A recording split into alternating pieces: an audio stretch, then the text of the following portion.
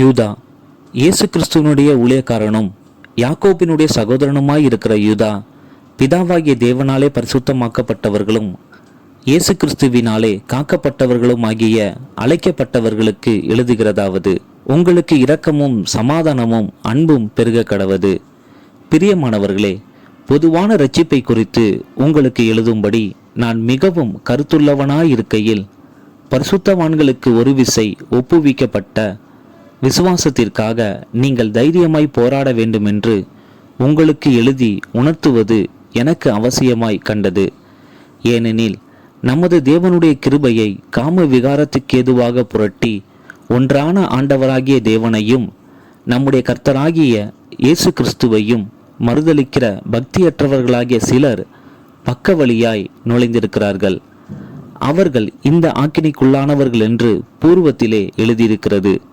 நீங்கள் முன்னமே அறிந்திருந்தாலும் நான் உங்களுக்கு நினைப்பூட்ட விரும்புகிறது என்னவெனில், கர்த்தர் தமது ஜனத்தை எகிப்து தேசத்திலிருந்து வர பண்ணி ரட்சித்து பின்பு விசுவாசியாதவர்களை அழித்தார்.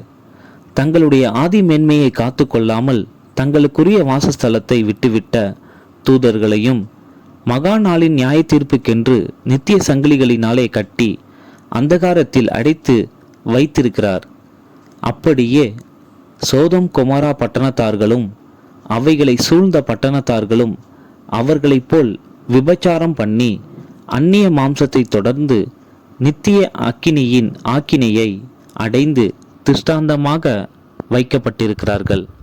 அப்படி போலவே சொப்பனக்காரராகிய இவர்களும் மாம்சத்தை அசுத்திப்படுத்தி கொண்டு கர்த்தத்துவத்தை அசட்டை பண்ணி மகத்துவங்களை தூஷிக்கிறார்கள். பிரதான தூதனாகிய மீகாவேல் மோசேயினுடைய சரீரத்தை குறித்து பிசாசுடனே தர்க்கித்து பேசின போது அவனை தூஷணமாய் குற்றப்படுத்த துணியாமல், கர்த்தர் உன்னை கடிந்து கொள்வாராக என்று சொன்னான். இவர்கள் தங்களுக்கு தெரியாதவைகளை தூஷிக்கிறார்கள். புத்தியில்லாத மிருகங்களைப் போல சுபாவப்படி தங்களுக்கு தெரிந்திருக்கிறவைகளாலே தங்களை கெடுத்து கொள்ளுகிறார்கள். இவர்களுக்கு ஐயோ! இவர்கள் காயினுடைய வழியில் நடந்து பீலேயாம் கூலிக்காக செய்த வஞ்சகத்திலே விரைந்தோடி கோரா எதிர்த்து பேசின பாவத்திற்குள்ளாகி கெட்டுப்போனார்கள். இவர்கள் உங்கள் அன்பின் விருந்துகளில் கரைகளாயிருந்து பயமின்றி கூட விருந்துண்டு தங்களை தாங்களே மேய்த்து கொள்ளுகிறார்கள்.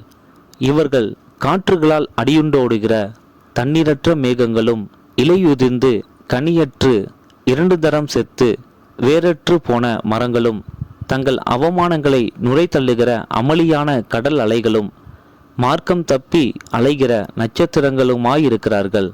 இவர்களுக்காக என்றென்றைக்கும் காரிருளே வைக்கப்பட்டிருக்கிறது.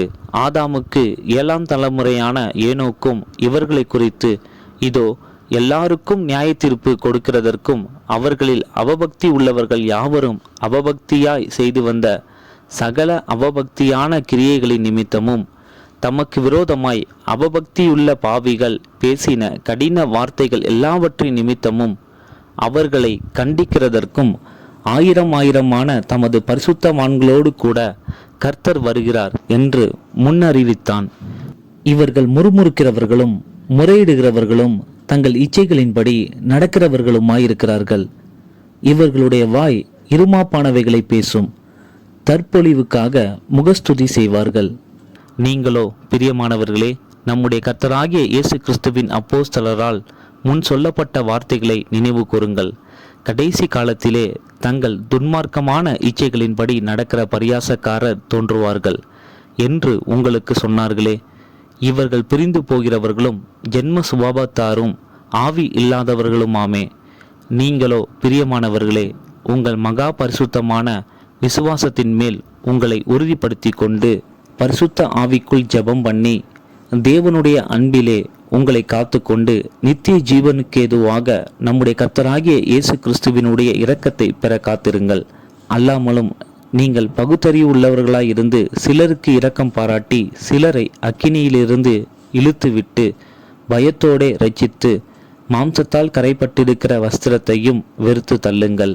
வலுவாதபடி உங்களை காக்கவும் தமது மகிமையுள்ள சன்னிதானத்திலே மிகுந்த மகிழ்ச்சியோடே உங்களை மாசற்றவர்களாய் நிறுத்தவும் வல்லமை உள்ளவரும் தாம் ஒருவரே ஞானமுள்ளவருமாகிய நம்முடைய இரட்சகரான தேவனுக்கு கனமும் மகத்துவமும் வல்லமையும் அதிகாரமும் இப்பொழுதும் எப்பொழுதும் உண்டாவதாக.